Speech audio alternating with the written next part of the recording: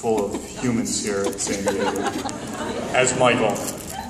Sorry, I missed the first part of it. Sorry. As your character, Michael, what would you say to this room full of humans here in San Diego? Well, he's not working right now. I need Vaughn to write me the script first. I know, okay. But I don't sound as good as you.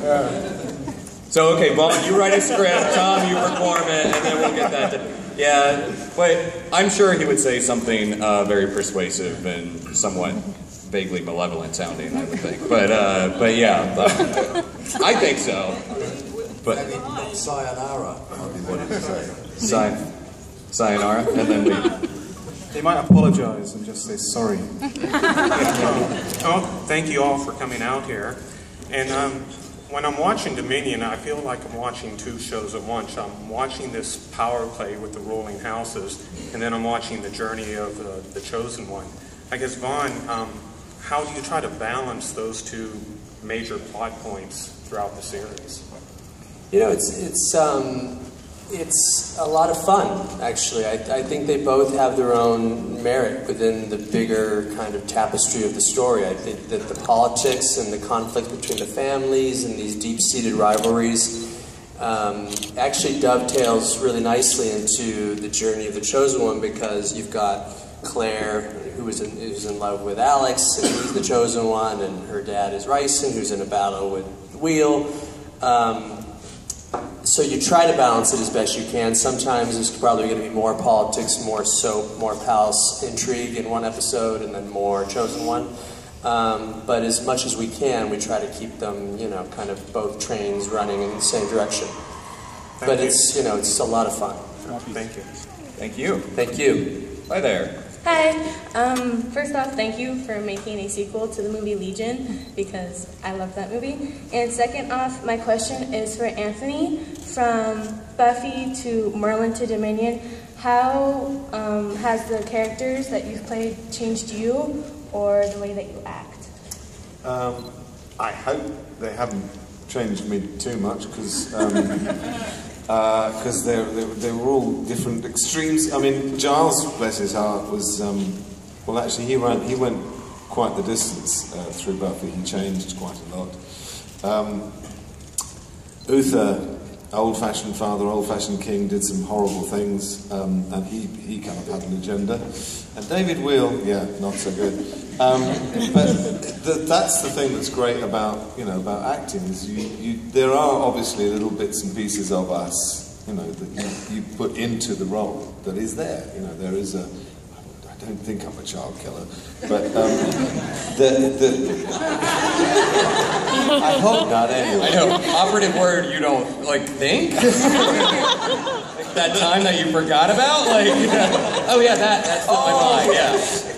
But there is, you know, there's a dark side to me and a light side, and so, you know, I sort of filter some of that through into, you know, nobody, as I say, is black and white. And as people, we sort of have, you know, we all have tempers, we all have tragedy, we all have stuff in our lives that we can draw on, and that's what makes it interesting to play these characters, because you can, with your limited palette or whatever it is, you can paint this, you know, this a huge character. And especially, I mean, people say, am I drawn to sci-fi or fantasy? Not especially. I mean, I've done all sorts of things in my career. I've done comedy, but the thing about fantasy is that it does have these very rich characters that you can really invest in. And as I say, David Wheel's path, his trajectory through this first season is absolutely fascinating, and pretty much all the characters through the first season have changed quite radically as things happen to them.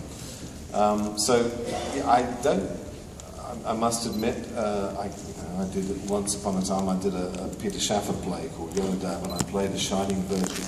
And I played Absalom, the Shining Virgin. And my partner said I was really boring. Could I get another job, please? She preferred Frankenfurter, that's for sure.